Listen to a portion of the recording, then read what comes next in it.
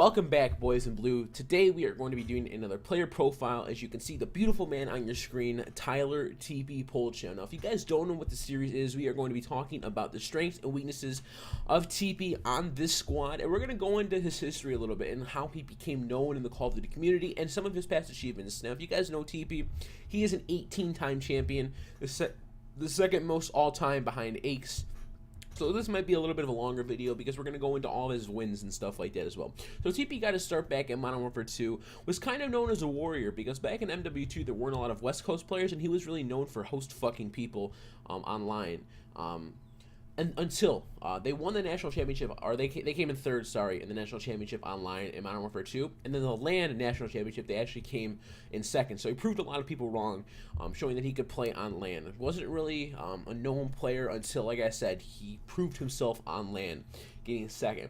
Then throughout the Black Ops 1 scene, the org known as Leverage, it was him, Ace, Scumpy, and then they swapped out their fourth quite a bit, but those four really dominated the scene for the first half of Call of Duty Black Ops 1. They ended up winning the first two tournaments, which was the MLG 25K and MLG Dallas. They got fourth at Columbus and then ended up winning MLG Anaheim as well, and then they placed pretty well throughout the rest of the year. Throughout Modern Warfare 3, a lot of people don't count this as a title because it was not picked up by MLG, but TeePee ended up flying over to Europe to compete in EGLs, which Optic really dominated throughout the year. But he had some pretty good placings as well. He played with the likes of Aches, Nadeshot, John, all those types of players over in Blackpool. Unfortunately, I don't think TeePee was old enough to attend Call of Duty XP like some other players were. I know Aches wasn't able to attend because he was too young. So a lot of people, that's why a lot of people don't count that tournament, is because not a lot of talent was there. And then in Black Ops 2 is really where TeePee got his name and where a lot of these players that you see nowadays really got into the scene, because this is when Call of Duty Esports blew up, was during Black Ops 2. First tournament of the year was an online tournament known as the Machinima Frag Cup 4. It was a newly formed team. TeePee, Aches, Fears, and this random guy named Crimsix, the former Halo Pro, ended up winning Frag Cup 4. And a lot of people question them. Are they a warrior squad? Who is this Crimsix guy? What is going on with this Complexity squad? And then the first LAN they attended, they replaced Fears with 2 Quick, I believe, and they ended up coming second at UMG Chicago, losing to Optic in the final. Actually beat them in map count, but ended up losing the finals. And then throughout the next couple events, the Winter Championship and Call of Duty Championships, they got 2 top 4 placings. And then MLG Anaheim is when Complexity started their dominance. TeePee, really an underrated player throughout that Complexity squad. He was always the one grabbing the flags. He was always the one diving in the hills, planting the bombs. He won, I think it was, 14 straight championships with this Complexity team, which is just unbelievable. So we're going to run through a couple of them. We had MLG Anaheim, he won. Gfinity 1, he won. UMG, he won. Came in second at PAX Prime, losing to Unite. G2, they won. The MLG Fall Invitational, which they beat Optic. If you guys remember that 05 comeback, they won. ESWC, they won. So throughout Black Ops 2, Complexity dominated the scene for the last 3/4 of the year. They were the God Squad, the unbeatable team, the biggest dynasty in history.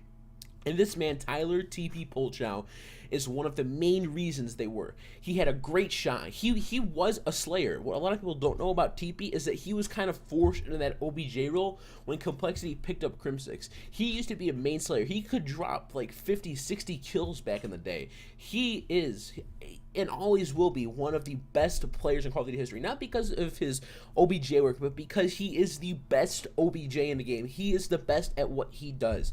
And not a lot of people can say that. So then throughout Ghost, like I said, Complexity dominated the first half of the scene. They ended up winning Columbus. They ended up winning Philly. They ended up winning COD Champs. They won the Season 1 playoffs. They won Niagara. They won everything. They literally won everything. They came in third at X Games. Really what fell for them was at this point, a lot after this point, I want to say after COD Champs or the Season 1 playoffs, Ghosts came into a bad game. I'm not taking anything away from all the other teams that won, but this was the meta change, the 4-vector meta change that was just pre-aim vectors all the time. With the MTAR and Remington, Ghost could have been a competitive game, but as soon as Infinity Ward released that patch, the game became sort of, this is where you get your ghosters from, people who are only good with the vector pre-aim. So yeah, they got third X Games. I mean, it's still hard to place top 3 throughout the whole year like this team did. Then they ended up coming back and winning Anaheim, and then this is when complexity kind of fell off a little bit. This is when the fall of Call happened. They got picked up by EG. They won Anaheim, like I said, under the EG organization, finishing top 8 at G3. UMG Nashville, they got top 16. They ended up winning ESWC in Paris. It was their last tournament together. That's when EG broke up. That's when TeePee went his separate ways with Aches. His longtime duo for the past, I think, 3 years, Aches and TeePee finally split up.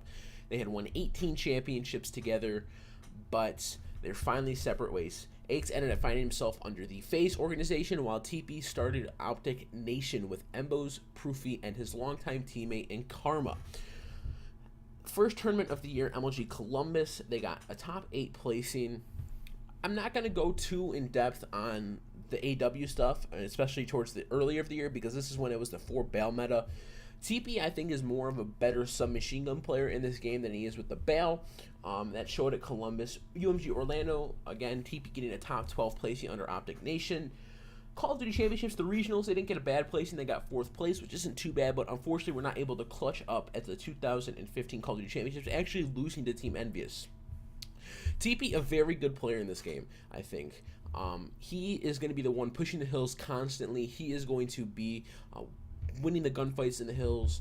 The thing with TeePee is that once he gets on a streak in the hill, you're not killing him. Like I said, a lot of the players on this team, him, Saints, Looney, once they get hot, they are so hard to kill. Once they get in that slay mode, they're going to be almost impossible to take down. And that's what I think TeePee brings to the team. He brings leadership. He's a great communicator, a very good search and destroy player, is dominant with a sub. He's going to be that one pushing the hill over and over and over again. He's going to be constantly in your face, applying pressure. The thing with TeePee that he lacked on Optic Nation is that team was not aggressive whatsoever. You had Karma and Killa both running Bales a lot of times. Mir would pull it out. With this EnVy squad, this is a very aggressive squad. And when it comes down to pure gunfights, TeePee in the hill is not going to lose a lot of them. Like I said, he's the best at what he does in the OBJ department. And that is why he dominated the scene of Black Ops 2, was because he ended up winning these gunfights in the hills, winning rotation kills. He is just a great player. He's a smart player, he's a talented player, and he is one of the best players in Call of Duty history. In my opinion, top 3, but the best objective work I've ever seen done. So thank you boys and blues for tuning in the video, and until next time, we'll see you later.